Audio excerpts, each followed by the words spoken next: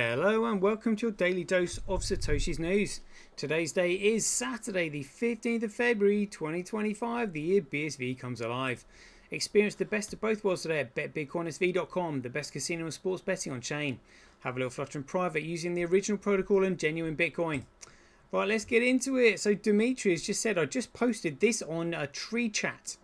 Your X post was then automatically written on chain on BigBot Bitcoin for a near permanent record of today's Bitcoin vibes.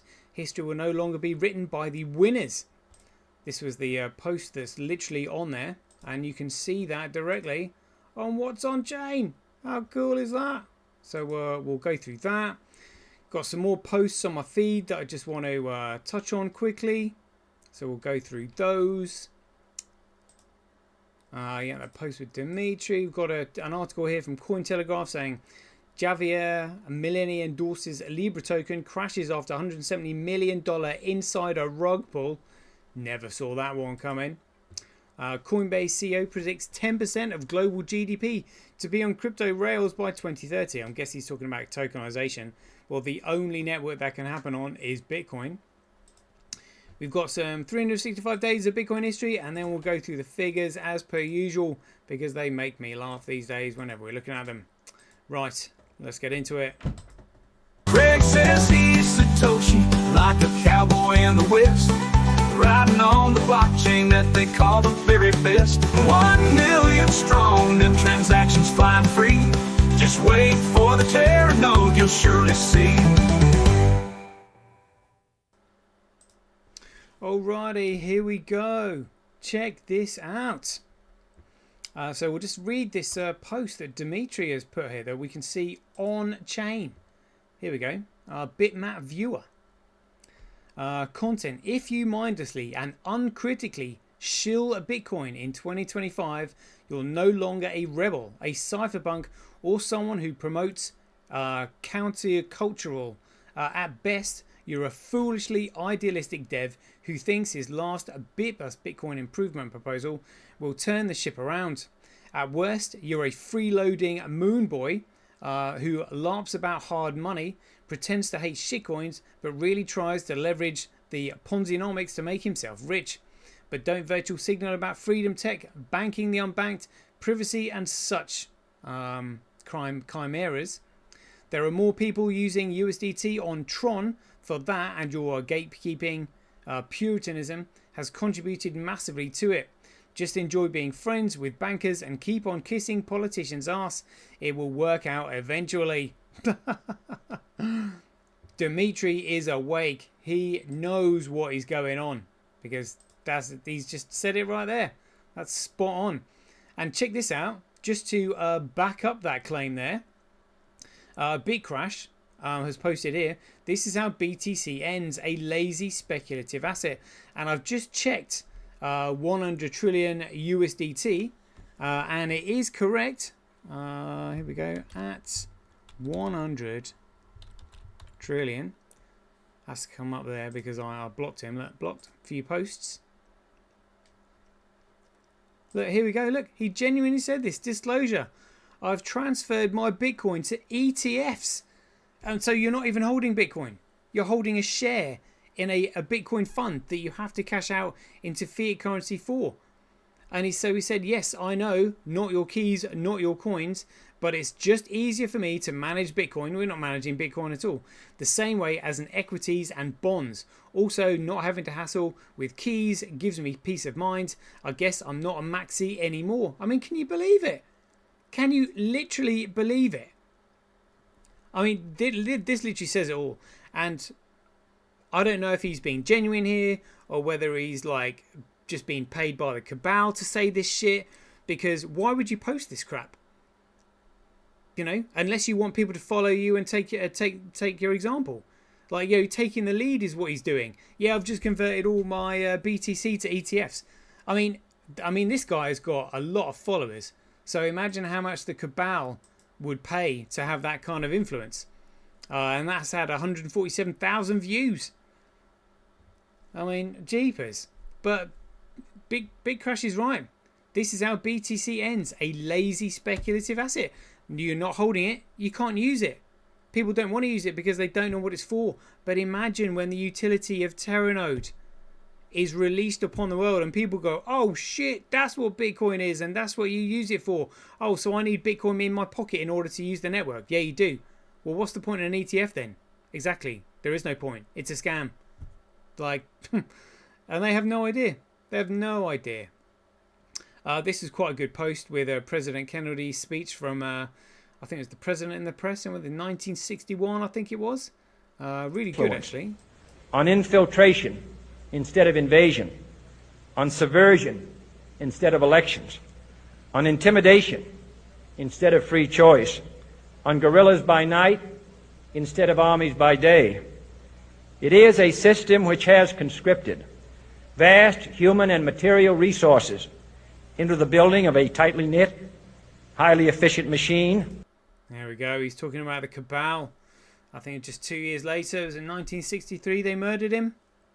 You know, he knew he was trying to warn the world, but you know, you can. All he said is like, you know, we need to alert and alerting and warning the American people. But there was nothing they could do about it.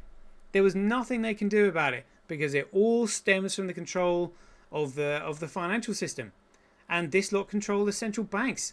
Literally, and anybody else who tries to set up a bank, they will just simply crush. Absolutely crushed. So there was nothing anybody could do about it back then. Bitcoin is the only way, which is kind of scary, but you know, at least we still have a chance, because back then there was no hope. There was no Bitcoin back then. There was nothing. There's nothing anybody could do, and they knew it. Whereas now we have a chance. It's just a case of getting the information out to people so they know this. Check this out. I had to put this one out. I've got a comment on this. So with regard to the UK, we got it back, said our UK Border Force chief doesn't even live in Britain, he lives in Finland. So an added expense to the taxpayers of flying him over on a private jet and putting him up in a 5-star hotel. This Labour government is so incompetent. Can someone make sense, please? I mean, this is just absolutely unbelievable. So you live within commuting distance of the London office? Right. You live within commuting distance of the London office? No, I don't. I have a family home in Finland, and I come across to this country whenever I need to. You'd be expecting to inspect the UK borders and immigration without being resident in the UK? No, I work in UK, and I would be in UK. That's why. Are you resident in the UK?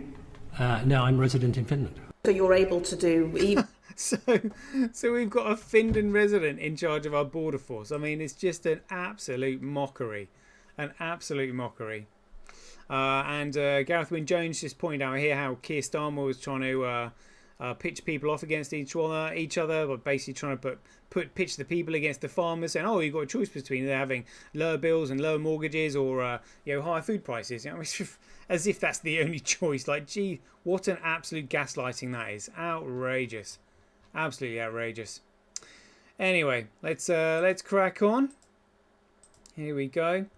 So Cointelegraph says Javier Milei endorsed Libra token, crashes after $170 million insider rug pull.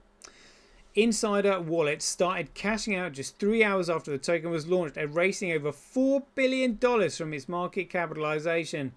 Oh my god, like these scams are still going on and people are getting caught in them. I mean, how long has this been going on for now? We've had like crypto pump and dumps literally going since Bitcoin started, really, almost like since 2010-11. We're now 2025, so literally 14 years of pump and dumps, and these fools still haven't, as they're still getting caught out in it. You know, I mean, what are the, as they say, the universe will continue to teach you lessons until you cannot fail to learn. That's one of them. So the launch of Libra, a cryptocurrency endorsed by Argentinian President Javier Milei, turned into a financial catastrophe after insiders cashed out over $107 million, wiping out nearly 94% of the token's value within hours. According to on-chain intelligence firm Look On Chain, at least 8 wallets linked to the Libra team siphoned liquidity from the token, pocketing $57.6 million USD coin and 249,671 Solana, worth $49.7 million. The Libra team has cashed out 107 million. 8 wallets related to the Libra team have obtained 57.6 million USDC. Yeah, like we just said. Look at that. Look, I mean, honestly. And now you've got the president of Argentina literally actively promoting these pump and dumps. Just unbelievable. Unbelievable. What's he said here? Liberal Argentina grows. This private project will be dedicated to encouraging the growth of the Argentinian economy by funding small Argentinian businesses and startups. The world wants to invest in Argentina. Oh my goodness me. Well, we've seen him hanging around with the the Satanists. So you can only conclude that he's in on them, and they've done this on purpose. I mean, look, it's just such a piece of shit. And they knew it. And those who were at the top who are involved in it are the ones who rug pulled on everybody because they know it's a scam. They know it's worthless, right? We're just going to shit on everybody as hard as we can. And that's what they've done. Coinbase CEO predicts 10% of global GDP to be on crypto rails by 2030. That means tokenized, effectively. But they just don't want to mention that because, you know, when you talk about tokenization, the only network that can handle all these tokens is BSV. Brian Armstrong said the US now has the most pro-crypto Congress we've ever seen, which will lead to a global change in crypto regulations.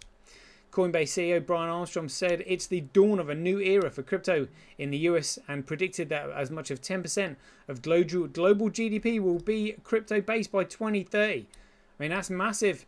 And again, the only network that can facilitate global GDP, all of it, in fact, and more, is Bitcoin, BSV. That's it.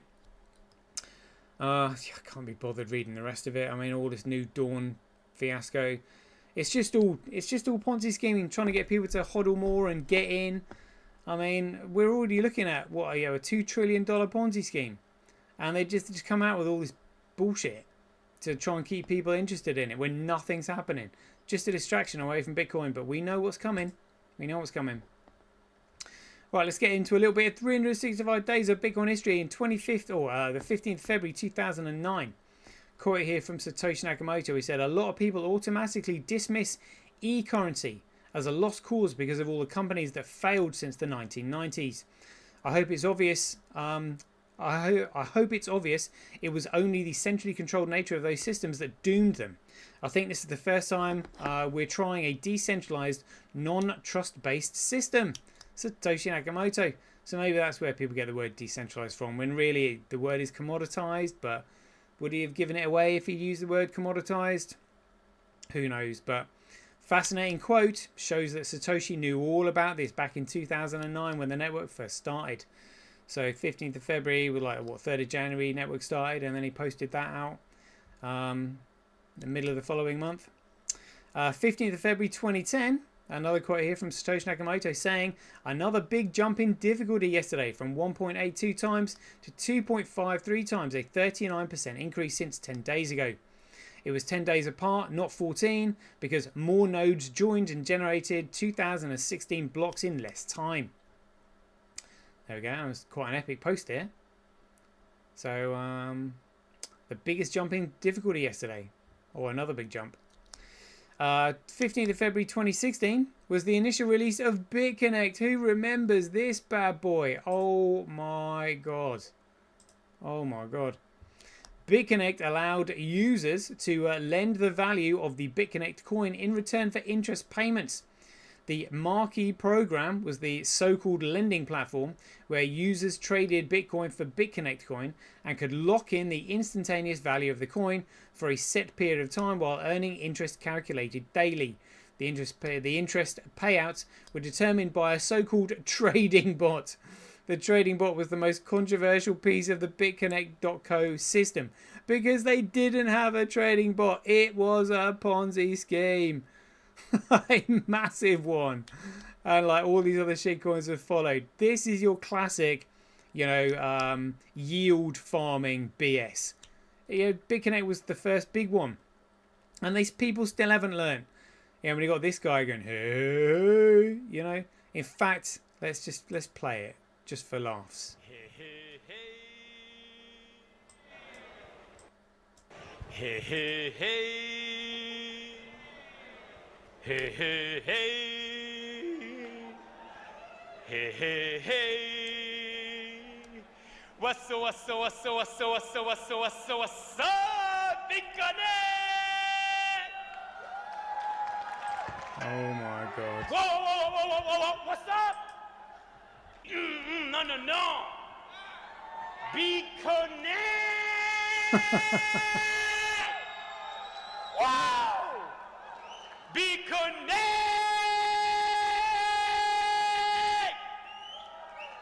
Be Connect! Yeah, all right, mate. There we go. These moments of Bitcoin history. Jeepers. 15th of February last year was day 9 of the Cobra case, where Dr. David Jenkins, Dr. Pang, and Dr. Youssef were on the stand. All right, amazing. Right, let's get into the figures. So we got Gregcoin at $97,000. B Crash, what a joke. Fisher Price Cash, who cares? And we got Bitcoin, $39. Yeah, 39.42, top left. Let's have a look at the difficulty adjustment on BTC. It's still an all-time record high. Whoa. Look at that. Miners are going to be screaming. Hash rate on Bitcoin, steady as a rock. Just recovering there on Bcrash a little bit.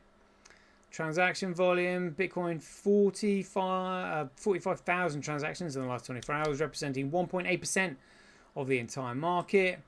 Cross-reference with what's on chain. Yeah, that looks good. It's gone up a little bit from like 35,000 to 45,000. Oh, it's going up a little bit more. Hey, 48,000 in the last 24 hours. Nice. Climbing. Ooh, getting excited. I wonder. Oof. Well, we'll have a look at that tomorrow then, as it's climbing. Come on. Right, transactions overall, the Bitcoin forks representing 11.8%. Block size, yeah, okay. Little bit bigger now. 1, 2, 5, 3, 1, 1, 6, 8, 9, 13. Oh, 31 megabytes. Probably more megabytes in that block than in the entire column on Gregcoin. Huh. Yeah, nothing too much to write home about though. Gregcoin got blocks at 3.4. Is that the biggest one? Yeah. Bcrash, no blocks over a megabyte. And Fisher Price Cash still can't get all of their blocks over a kilobyte. It's 48,000 times cheaper to transact on Bitcoin and Gregcoin, mining Bitcoin at a 65.1% comparable loss. But check this out. This still cracks me up. So it is 3.3% more profitable to mine on Gregcoin than it is Bcrash, but it's 5.7% more profitable to mine on Fisher Price Cash. So literally you add those two together and it is 9.1%. It's actually 9.1% more profitable to mine on Fisher Price Cash in comparison to Bcrash. Like almost 10%. That's huge.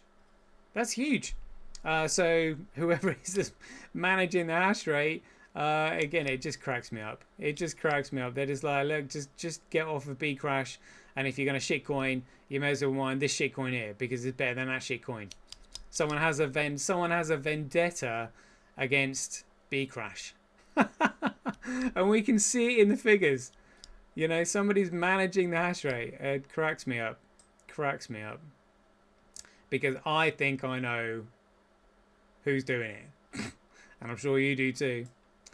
Right, let's have a look at the politics in the pie charts, because that's where it is.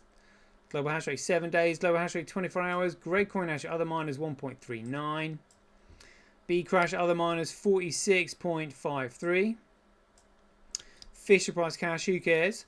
And we got Bitcoin, and look what they're doing. Look, all they've got is Tal there, mining Dutch, and then they're not including any of the other miners on the network. Look. So all that, literally, that little slice there represents Tal. 18, they're saying Tal has got 18.75. Look, they're correct. So 18.67. But they're not including Cuve at 32.6 or QD Link at 28 or SA100 at 11.33 or Gorilla Pool up to 8.6.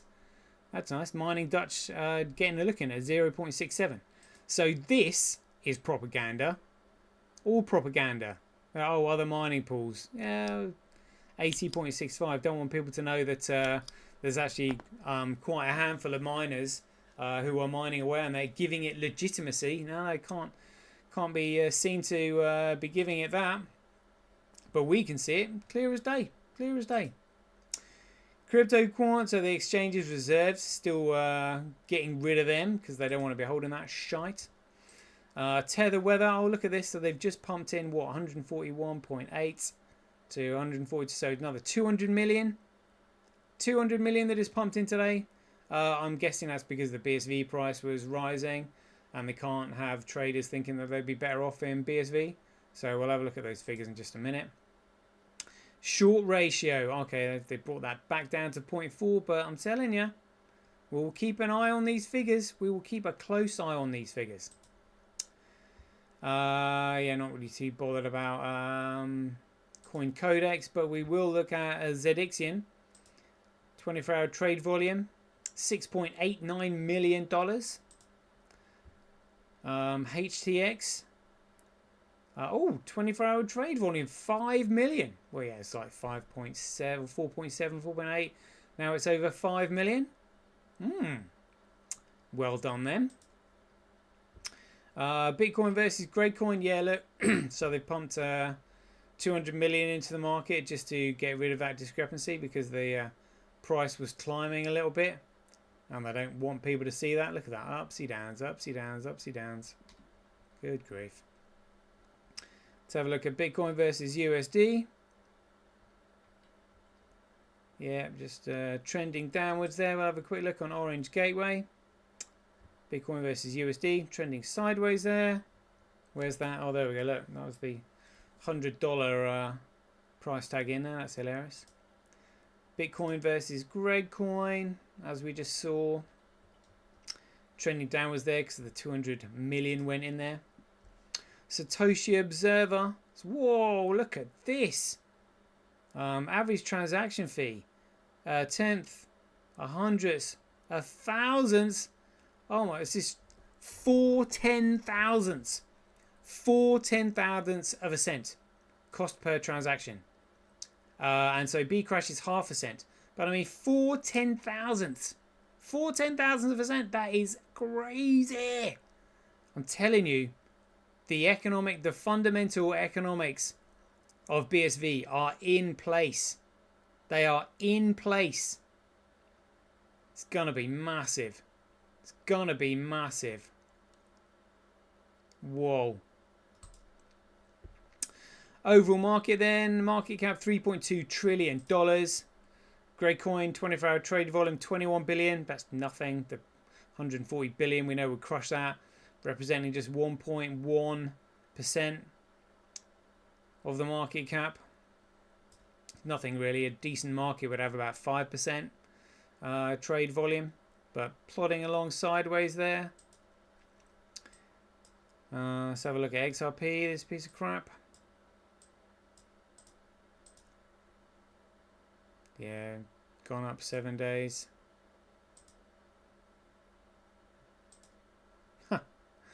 Trending upwards, but they just pumped in 750 million. The price is likely to come down after that, but won't hold your breath because we know the entire market is manipulated. Right, let's have a look at Bitcoin here. Around here somewhere. Oh, 80s, 86. $39.46 for a genuine Bitcoin. Can you believe it? Absolutely crazy. Absolutely crazy. It's like almost like a 12-month low.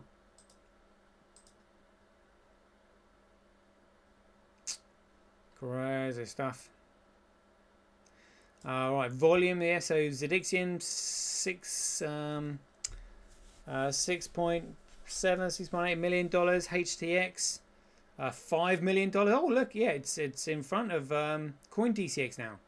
Just gone up a little bit. It's $5 million. Oh, chasing on the tails of Zedixian there. Gate.io in fourth, looking good. Wow. In front of OKX. Whew. That's a bit of a monstrous exchange. gate in front of that in terms of volume of BSV. Very good. That's quite interesting, that. Right, that is a 25-minute show. We'll leave it there. I hope you enjoyed it. So as ever, if you enjoyed these updates, please ding your donation for your appreciation to either Satoshi at senbi.com, handcash.io, simply.cash, related.com, rockwallet.me or senti.ch. We'll leave it there. I hope you enjoyed it. As ever, be aware, take care, stay safe out there, and we'll see you in the next one.